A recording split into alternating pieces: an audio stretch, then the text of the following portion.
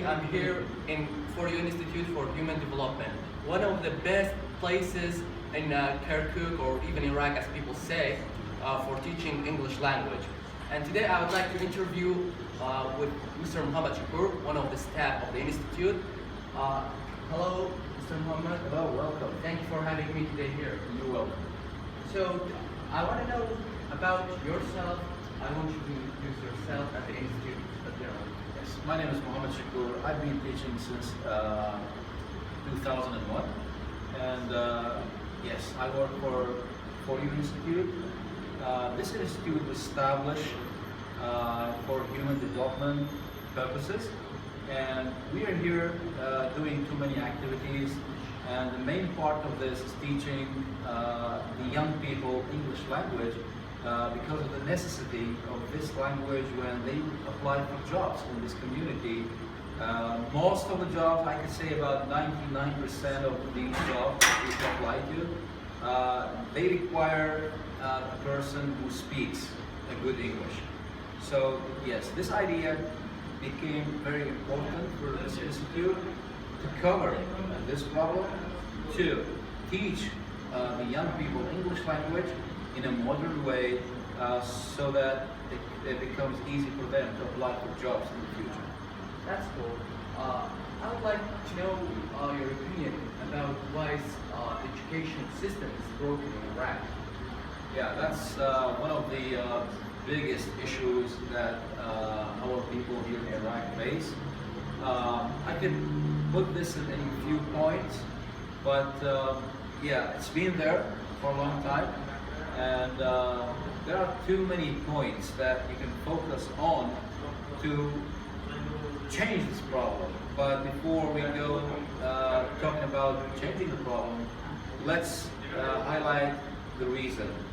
Now, it's been a long time, since the 60s in Iraq.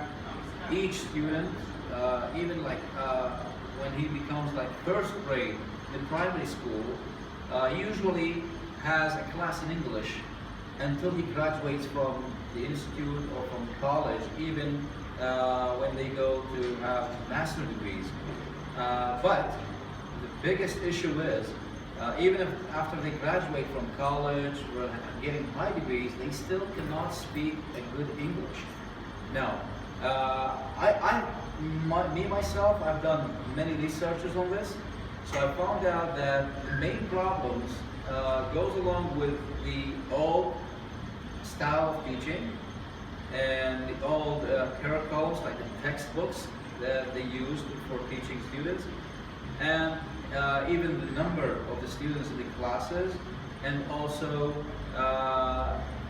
the teachers themselves. They're not really qualified to be English teachers.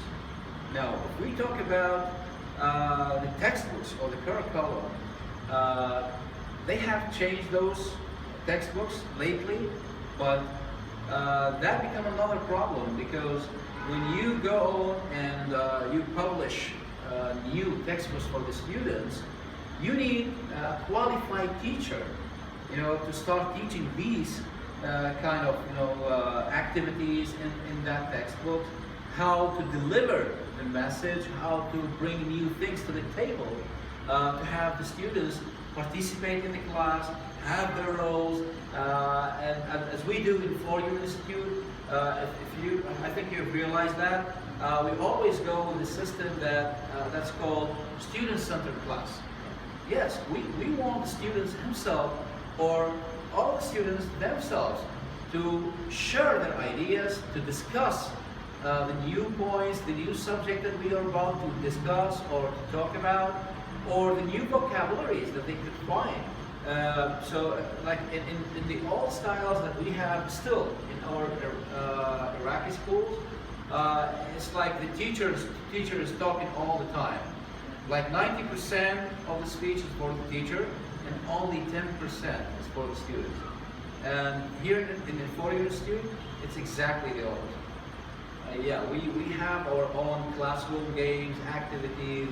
We do a lot of things in addition to giving the students chances to express their feelings, their ideas, and we make them feel that we care about them. We care about their progress all the time.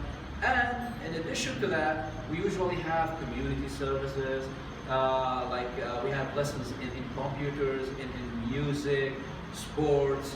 We take them out, in Earth Day, we have taken all the students out to plant trees among the houses, meeting the people, telling the people why are they doing this, and learning the new vocabularies from the people on the street.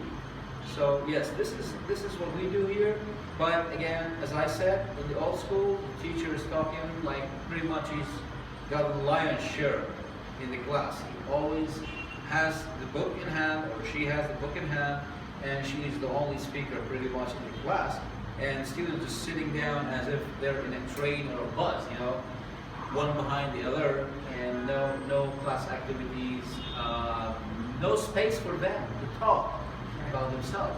Now the second point is, because the education system in Iraq is also broken, this teacher himself also, you cannot put all the blame on him, on her, because that's what they get from the university. The education system, talking about English, here in Iraq focuses only on grammar, but in a very classic way. And that's why most of our students, even they become college students, they graduate from the college, they still cannot put two sentences together grammatically, or talk like a couple of minutes in a meaningful sentences.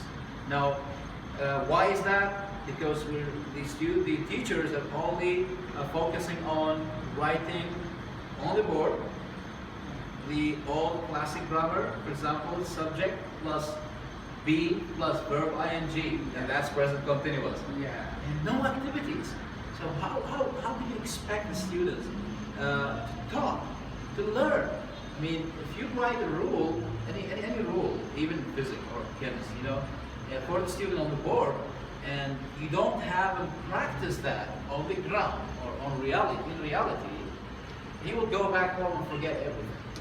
This is the second point. The third point is, I think I've mentioned that, the old textbooks, and now the problem with the new textbooks, but unqualified teachers to teach these textbooks. Exactly. Actually, I'm fascinated about your works, and what I realized is you let a good space for the students to be creative, to find themselves, and that's really a good thing. Can we put that as finding a way of attempting to solve this issue in Iraq, letting the students have more space to discover themselves? Of course, because if you see the success in our institute, if you can interview anyone from our institute, students if you want to, and you will see the difference. Because we're using this modern style of teaching, and we have good teachers.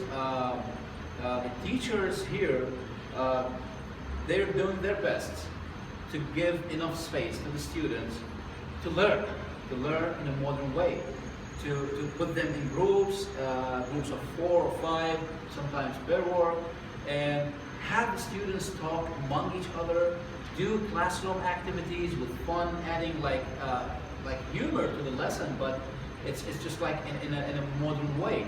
Our teachers, they're entertainers themselves, but in a positive meaning of the word. So yes, I think this could be considered as a foundation to change the whole education system in Iraq, especially in teaching English.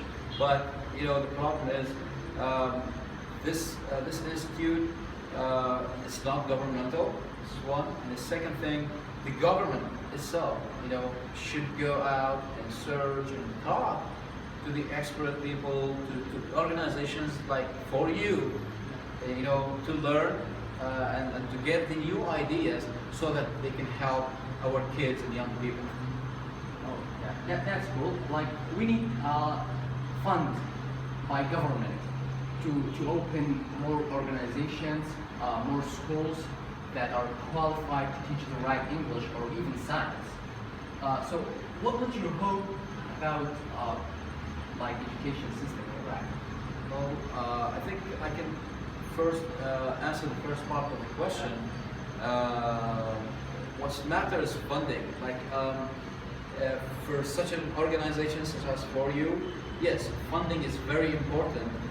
And yeah, we were funded a couple of times, and we're still going on the Access program that's funded by the U.S. Embassy, or supervised actually by the U.S. Embassy.